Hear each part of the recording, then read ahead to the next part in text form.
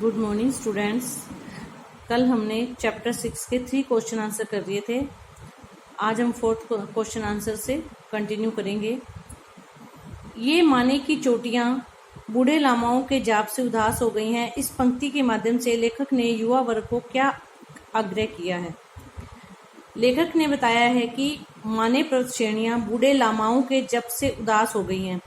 बूढ़े लामा क्या है? इनके बौद्ध धर्म के जो सन्यासी होते हैं, जो इनके साधु होते हैं, वो लामा जो जाप करते हैं, माने जाप करते हैं, तो वो कहते हैं कि ये बूढ़े लामाओं के जाप से उदास हो गई हैं क्योंकि उनके जाप से यहाँ का वातावरण बोझिल व नीरस हो गया है। लेखक पहाड़ों व मैदानों से युवक युवतियों को बुलाना चाहता है ताकि वे यहाँ आकर क्रीड़ा कौतुक करें। क्रीड़ा होता है खेलना कूदना, कौतुक होता है एडवेंचर, प्रेम के खेल खेलें, जिससे यहाँ के वातावरण में ताजगी व उत्साह का संचार हो। चोटियों पर चढ़ने से जीवन अंगड़ाई लेने लगेगा। युवाओं के अट्टहास से चोटियों पर जमा आर्तनाद पिघलेगा। कहने का मतलब ये, लेखक कहता है कि यहाँ पर केवल आध्यात्मिक काम हुआ है, जाप हुआ है। जाप की वजह से जो ये चोटियां हैं, इनका वातावरण जो है वो बोझिल और नीरस हो गया है, रसहीन हो गया है, उसमें रस खत्म हो गया है। तो युवक और युवतियां अगर यहाँ घूमने आएंगे तो वो यहाँ पर रौनक हो जाएगी। यहाँ का जो वातावरण है वो थोड़ा सा रस से भरा हुआ हो जाएगा। जो युवक हैं, यंग पर्सन जो हैं, वो आके यहाँ पे एडवेंचर करेंगे, कैंपिंग करेंगे, घूमेंगे, घूमने का आनंद लेंगे। तो उस वजह से यहाँ का जो माहौल है वो बदल जाएगा और ये जो चोटियां हैं वो फिर से खिल उठेंगी।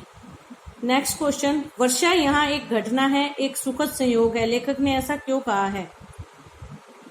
स्पीति जो है वो भौगोलिक दृष्टि से ऐसा प्रदेश है जो बिल्कुल शुष्क और ठंडा है। रेगिस्तान की क्या होता है कि रेगिस्तान भी शुष्क होता है लेकिन वो गर्म होता है, ये ठंडा होता है। स्पीति ये पहाड़ी इलाका है, यहाँ वर्षा बहुत कम होती है। इस कारण वर्षा ऋतु मन की साध पूरी नहीं करती। साध मतलब इच्छा, कि अगर अच्छी वर्षा हो जाए ना तो पहाड़ों पर हरियाली हो जाती है, पेड़ पौधे अपने आप उग जाते हैं और वहां पे फसल भी अच्छी हो सकती है। लेकिन यहाँ पर वर्षा बहुत कम होती है, जिससे क्या होता है, वर्षा के बिना यहाँ की धरती सूखी, ठंडी व बंजर होती है। जब कभी यहाँ वर्षा हो जाती है तो लोग इसे अपना सौभाग्य मानते हैं। वर्षा के दिन को वो सुख का संकेत मानते हैं। लेखक के आने के बाद यहाँ वर्षा हुई। लोगों ने उससे बताया कि वर्षा होने का कारण आपकी यात्रा सुखद होगी। यानी सुखद संयोग कैसे बताया? क्योंकि कोई चीज अगर बड़ी मिन्नतों से मिले ना, उसकी वैल्यू बहुत होती है। यहाँ पे वर्षा जो है वो बहुत कम होती है, तो जब वर्षा होती है तो लोग उसको सुखद संयोग मानते हैं कि भगवान ने आज कृपा की है या आज एक अच्छा दिन बीतेगा कि वर्षा हुई है। तो लेखक के आने के बाद भी वहां पर वर्षा हुई, तो वहां के लोगों ने कहा कि आपके यहाँ आना सुखद है, इसी वजह से वर्षा हुई है। नेक्स्ट 6th क्वेश्चन, स्पीति अन्य पर्वतीय स्थलों से किस प्रकार भिन्न है? पहली भिन्नता, स्पीति के पहाड़ों की ऊंचाई 13,000 से 21,000 फीट तक की है। ये अत्यंत दुर्गम है। दुर्गम मतलब दूर प्लस गम, जहां पर जाना कठिन हो। गम मतलब जाना, दूर मतलब कठिन, जहां पर जाना बहुत कठिन हो। पहाड़ों की ऊंचाई जो है वो 13,000 से 21,000 फीट है, जो कि बहुत ज्यादा है। यहाँ के दर्रे बहुत ऊंचे व दुर्गम हैं।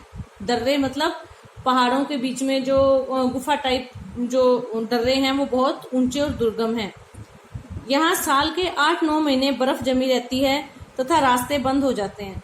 अन्य जो पहाड़ी पर्वतीय क्षेत्र है ना, उत्तराखंड के, लद्दाख वगैरह, ये इनमें ना 4-5 महीने के लिए बर्फ गिरती है और 4-5 महीने दिक्कत होती है। लेकिन यहाँ पर 8-9 महीने बर्फ जमी रहती है। लद्दाख और लेह वाली साइड क्या होता है कि नवंबर से लेकर फेब तक ये 4 महीने ज्यादा क्रिटिकल होते हैं। मार्च में भी वहां बर्फ रहती है, 5 महीने तो बहुत दिक्कत रहती है। उसके बाद बसंत के बाद में वहां पर मौसम बदलना शुरू हो जाता है, तो थोड़ा बर्फ जो है वो मेल्ट होनी शुरू हो जाती है। लेकिन यहाँ पर 8-9 महीने बर्फ जमी रहती है, अर्थात साल के केवल 3 महीने ही यहाँ पर मौसम जो है वो नॉर्मल होता है। तो ये अन्य पर्वतीय स्थलों से किस प्रकार भिन्न है? एक तो इसकी ऊंचाई ज्यादा है, इसके दर्रे उनसे ज्यादा ऊंचे हैं, यहाँ 8-9 महीने बर्फ जमी रहती है जिससे रास्ते बंद रहते हैं। नंबर 4, यहाँ वर्षा नहीं होती तथा पेड़ व हरियाली का नामो निशान नहीं है।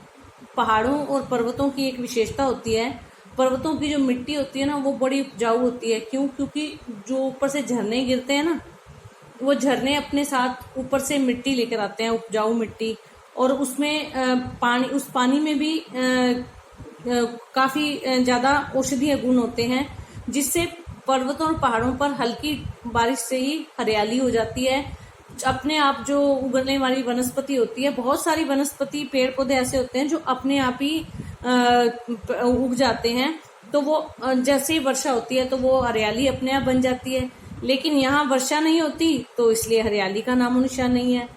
यहाँ एक ही फसल होती है, उसमें भी जौ, मटर, सरसों आदि प्रमुख है। फल और सब्जियां यहाँ पैदा नहीं होती। अब आप ये सोच के देखो कि ग्रीन वेजिटेबल वहां होती ही नहीं, और नीचे वाले इलाकों से वहां पर ले जाना कितना कठिन है। सड़कें नहीं है प्रॉपर, और उसके बाद में कितने ज्यादा पैदल, अगर पैदल या छोटे व्हीकल पे जाएं तो सामान कैसे लेके जाएं, तो कितनी ज्यादा मुश्किलों का सामना करना पड़ता है। हम लोगों को जब भी ग्रीन वेजिटेबल चाहिए होती है, हरी सब्जी, हम मार्केट में जाकर ले लेते हैं, लेकिन वहां पर तो हरी सब्जी पैदा ही नहीं होती।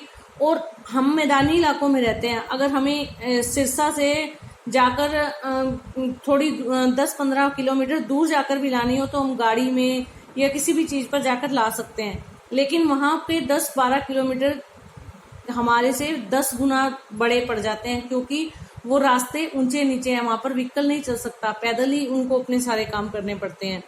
पैदल चलना, फिर उसके बाद में सामान भी उठाना, ये बहुत मुश्किल वाली बात हो जाती है।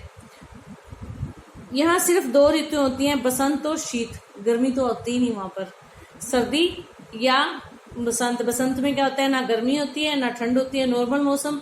वो मौसम यहाँ रहता है सिर्फ 3 या 4 महीने, बाकी के सब महीने शीत ऋतु। यहाँ परिवहन व संचार का कोई साधन नहीं है। परिवहन होता है यातायात, आने जाने के लिए बस, गाड़ी, कुछ भी पॉसिबल नहीं है वहां पर।